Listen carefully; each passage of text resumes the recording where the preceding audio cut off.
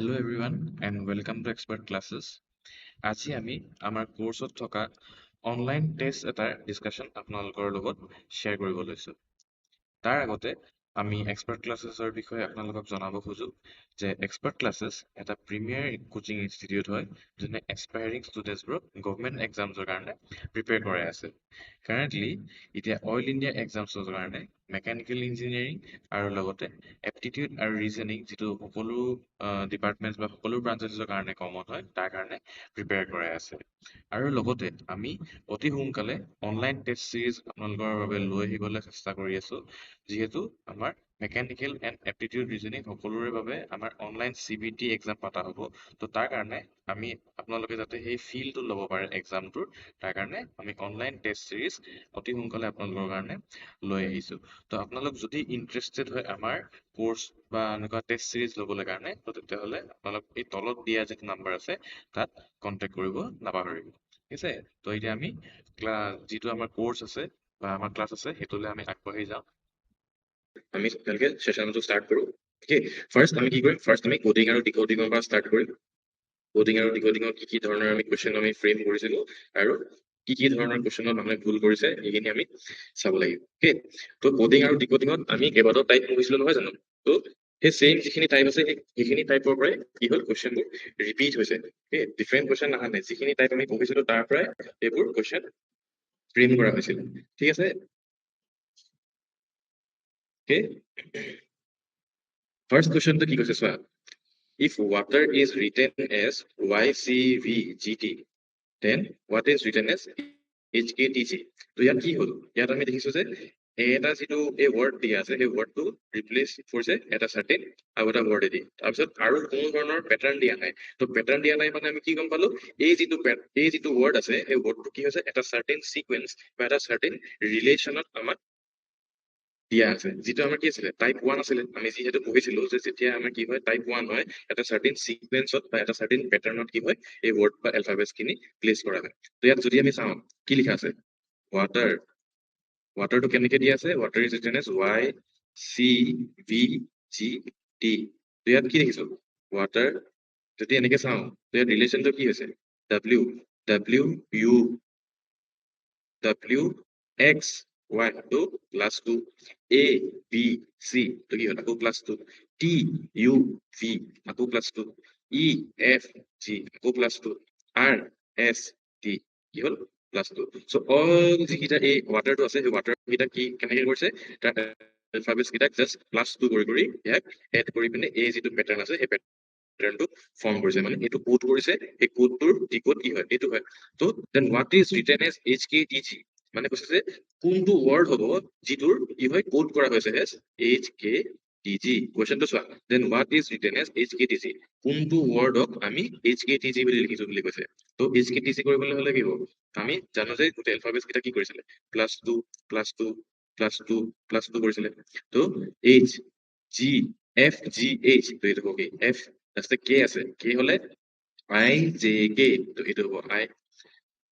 T মানে কি RST তো এইটো হ'ব R, আছে E, G হলে EFG, E হ'ব তেতিয়াহ'লে FG হ'ব হয় নাই, তো EFG। তো F ৰ পৰা প্লাছ 2 কৰিলে H পাম, I পৰা প্লাছ 2 কৰিলে K পাম, R পৰা প্লাছ 2 কৰিলে T পাম, E পৰা প্লাছ 2 কৰিলে G পাম। তো ইয়াত কি পালো, the final word is coming out to be FIRE। তো ইয়াত আমাৰ অপশ্যন কাৰেক্ট আনসাৰ হ'ব অপশ্যন বি ফায়াৰ। তো আমি ইয়াত কি কৰিছিলে আমাৰ পৰা এই পেটাৰ্ণটো ফাইণ্ড আউট কৰিব দিছিলে যে কোনটো ধৰণৰ পেটাৰ্ণত আমাৰ এই যিটো HKT যিটো দিয়া আছে এইটো কোনটো লেটাৰৰ পৰা আমি এইটো কোড কৰিছিলো। ওকে, তো ইয়াত মেইনলি কি কৰিছিলে আমাৰ কোডিংটো দিয়া আছিলে, আমাৰ এই যিটো ক'ৰ পৰা এই ৱৰ্ডটো ফৰ্ম কৰিছিলে সেইটো আমাক ফাইণ্ড আউট কৰিব দিছিলে। ওকে, এইটো হৈ গ'ল আমাৰ কুৱেশ্যন নাম্বাৰ 1। নেক্সট পেটাৰ্ণত কি কৈছে যে in a certain code certain is coded as কেনেকে X V I G Z R M। তাৰপিছতে কি আছে সিকুৱেন্সত কেনেকে কৰিছে, সিকুৱেন্সত কেনেকে কোড কৰিছিলে কিমান H V J F V M X V। Okay, তো ইয়াত চোৱা আমি যদি চাওঁ গোটেইখিনি কি দেখিছো, দেখিছো যে দুটা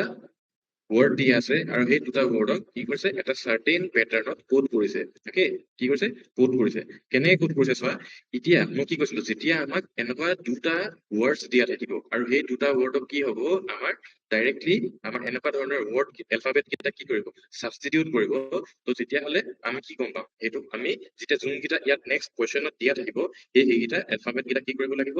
এই দুটা ৱৰ্ডৰ মাজৰ পৰা আমি বিচাৰি উলিয়াব লাগিব দেট ইজ ইয়াত কি হ'ব আমাৰ এই যিকেইটা এলফাবেট আছে নহয় সেই এলফাবেট কেইটা কি কৰিছে এলফাবেট কেইটাক ডাইৰেক্টলি ছাবষ্টিটিউট কৰিছে তো আমি কি বুলি কৈছিলো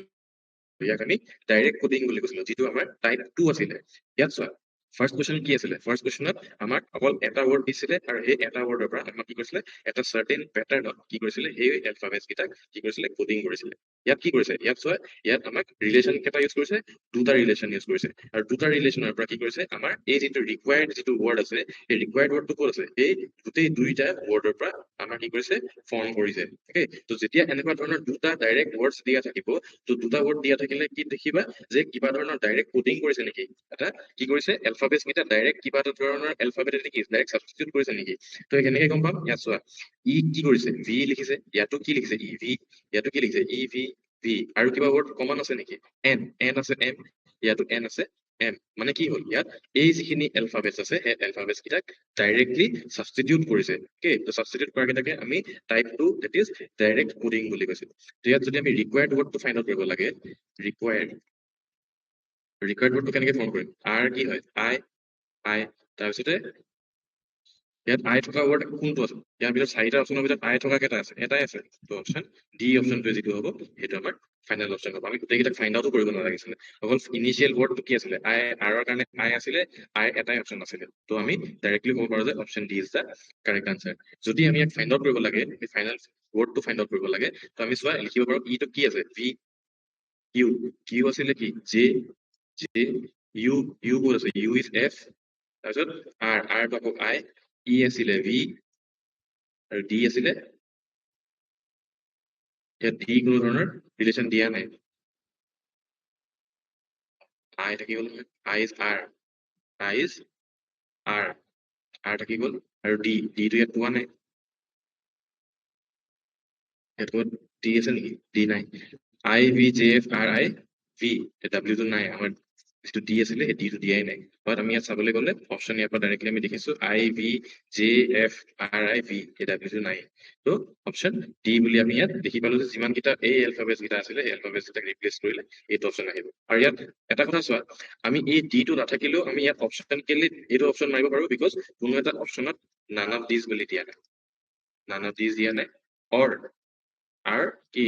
cannot be determined বুলি অপশ্যনত দিয়া নাই okay তো cannot be determined যেতিয়া অপশ্যনত দিয়া নাই তো আমি এটাই অপশ্যন আছে যিটো আমাক গোটেই এইটো ফুলফিল কৰিছে সেইটো হৈছে অপশ্যন ডি তো আমি ডাইৰেক্টলি ইয়াত কি কৰিব পাৰো অপশ্যন ডি টো টিক কৰি পিনে আগবাঢ়ি যাব পাৰো আৰু এইটোৱে হৈছে কাৰেক্ট আনচাৰ okay তাৰপিছত কি লিখিছে লিখিছে যে 165135 is to piece as is to piece as মানে কি কৰিছে পিচটোক কেনেকে লিখিছে পিচটোক লিখিছে আমাৰ 165135 তো ইয়াত আমি যদি এলফাবেটিকেলি আমি কি লিখো ফৰৱাৰ্ড আৰু বেকৱাৰ্ড যদি লিখিব বিচাৰো ফৰৱাৰ্ডত আমাৰ পি ভ্যালু কিমান হ'ব পি ভ্যালু হ'ব 16 ই ভ্যালু হ'ব 5 এ ভ্যালু হ'ব 1 সি ভ্যালু হ'ব 3 ই ভ্যালু হৈছে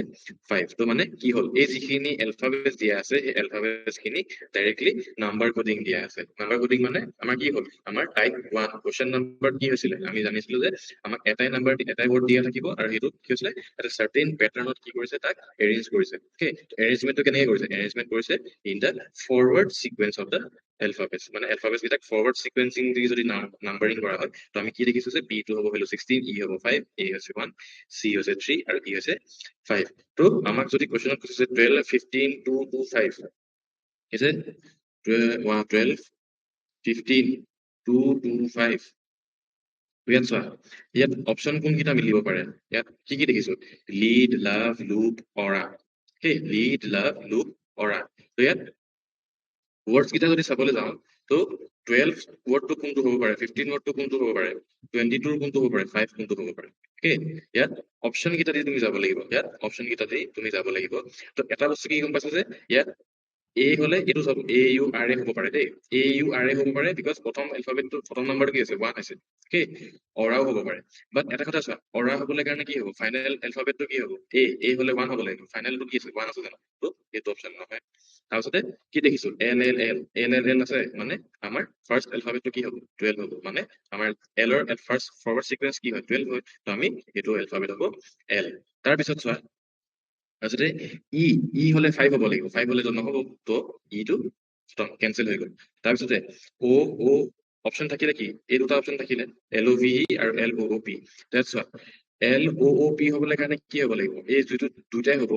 অ কিমান হয় অ সিকুৱেন্সত কিমান আহিব 15 আহিব 15 কি হ'ব ইয়াত 15 হ'ব লাগিছিলে তো 15 যিহেতু 15 আৰু 22 আছে তো অপচন কি হ'ব অপচন বি হ'ব 15 হ'ব অ 22 হয় ভি আৰু 5 আছে ই অকে তো ইয়াত কি কৰিব লাগে আমি অপচনৰ থ্ৰু দি এই কুৱেশ্যনটো সলভ কৰিবলগীয়া আছিলে এনেকুৱা নহয় যে আমি ইণ্ডিভিজুৱেলি ফাইন কৰিব লাগে এতিয়া চোৱা কুৱেশ্যনটোত কি হ'ব পাৰে আমাৰ 1 2 1 5 2 2 5 যেতিয়া হৈছে ইয়াত এইটো এটা সিকুৱেন্স হ'ব পাৰে বা 12 যদি সিকুৱেন্স হয় 1 5 হ'ব পাৰে 1 5 হ'ব পাৰে বা 15 হ'ব পাৰে তো আমি কোনটো আমি কনচিডাৰ কৰিব লাগিব সেইটো আমি নাজানো তো নাজানাৰ কাৰণে আমি কি কৈছো আমি যিকেইটা অপচন দিয়া আছে সেই অপচনৰ থ্ৰু দি আমি এই কুৱেশ্যনটো সলভ কৰিব কাৰণে অপচন ট্ৰাই কৰিছো অ'কে তো যিহেতু এইকেইটা অপচনৰ ভিতৰতে আমাৰ কি হ'ব আনসাৰটো হ'ব তো তাৰ কাৰণে আমি কি কৰিলো এই অপচন কেইটাৰ পৰা কোনটোৱে এই ৰিলেশ্যনটোক কি কৰিছে মেচ কৰিছে সেইটো আমি ফাইণ্ড আউট কৰিছো কি অৰা কেলে নহয় বিকজ ফাৰ্ষ্ট এটো হৈছে খালি ফাইনেল এটো হ'বলৈ হলে 1 আহিব লাগিব যিহেতু 1 নাই প্ৰথমটো হৈ গ'ল কেনসেল আছে লিড কিয় নহয় প্ৰথম 12 টো হৈছে কিন্তু টো হ'বলৈ হলে 5 আহিব লাগিব 5 যিহেতু নাই সেকেন্ডটো হৈ গ'ল কেনসেল থাকি গ'ল লাভ আৰু লুপৰ কাৰণে কি হ'ব লাগিব ও যিহেতু 15 হয় তো ও আছে যেতিয়া 15 হ'ব লাগিব তো 15 যিহেতু নাই 15 22 আছে তো এইটো অপচন কেনসেল হৈ গ'ল থাকি গ'ল আমাৰ ওচৰত এটাই অপচন সেইটো হৈছে এল ই লাভ ওকে তো এইটো হৈ গ'ল আমাৰ টাইপ 1 ৰ কোৱেশ্চন ওকে এইটো কি কৰিলো এইটো আমাৰ টাইপ 1 ৰ আছিলে এইটো টাইপ 1 এইটো কি আছিলে এইটো টাইপ 2 আছিলে এইটো সিমিলাৰলি টাইপ 1 ৰ আছিলে টাইপ 1 হৈছে তাৰপিছত কুৱেশ্চন নাম্বাৰ 4 আৰু এইটো কুৱেশ্চন কি হৈছে এইটো আমাৰ কোডিং নাম্বাৰ আছিলে কি বুলি কৈছিলো এইটো আমাৰ ফিক্টিচিয়াছ লেংগুৱেজ কোডিং বা যাক আমি কওঁ কি হয় আমাৰ দুইটাৰ পৰা আমি বা যিকেইটা ষ্টেটমেন্ট দিয়া আছে সেই ষ্টেটমেন্টৰ পৰা আমি তাৰ পৰা যিখিনি কমন টাৰ্মছ হয় সেই কমন টাৰ্মছ খিনি তাৰ পৰা বাছি উলিয়াব লাগে বুলি কৈছিলে অকে তো যেতিয়া আমি বাছি উলিয়াওঁতে তাৰ পৰা যিটো আমাৰ ৰিকুৱায়াৰ্ড এলফাবেট হওক বা যিটো আমি ৰিকুৱায়াৰ্ড থাকিব কুৱেশ্যনত সেইটো আমি তাৰ পৰা ফাইণ্ড আউট কৰিব লাগিব বা ফাইণ্ড আউট কৰি উলিয়াব পাৰিম তাৰ কাৰণে কি কৰিব লাগিব যিকেইটা আমাৰ ষ্টেটমেন্ট দিয়া থাকিব সেই ষ্টেটমেন্ট কেইটাক আমি ইনিচিয়েলি তাৰ পৰা কোনকেইটা এলফাবেটছ কমন হয় সেইকেইটা আমি ফাইণ্ড আউট কৰিব লাগে ঠিক আছে তো ফাইণ্ড আউট কৰিবলৈ হলে আমি কি কৰিছো আমি চাইছো যে in a certain code language tar nar jar tar nar jar tar nar tar nar jar কি লিখিছে দিনক you can determine বুলি কৈছে তাৰপিছতে for তাৰপিছতে for lar tar car চাৰিটা আছে দিনক can she help me is a can she help me then and murder jar murder jar denotes how are you denotes how are you okay তাৰপিছত কৈছে which word determine in that code মানে এইকেইটা কোডত কি কৰিছে আমাৰ এই ডিটাৰমাইনটো কোনটো ৱৰ্ডেদি code কৰা হৈছে বুলি কৈছে আমি এইটো ফাইণ্ড আউট কৰিব লাগে তো ফাইণ্ড আউট কৰিবলৈ কাৰণে কি কৈছিলো আমি কি কৰিম আমি যিকেইটা ষ্টেটমেন্ট থাকিব তাৰ ভিতৰত যিকোনো দুটা ষ্টেটমেন্ট হওক আৰু সেই দুটা ষ্টেটমেন্টত কমন কি কি আছে সেইটো আমি ফাইণ্ড আউট কৰিম অকে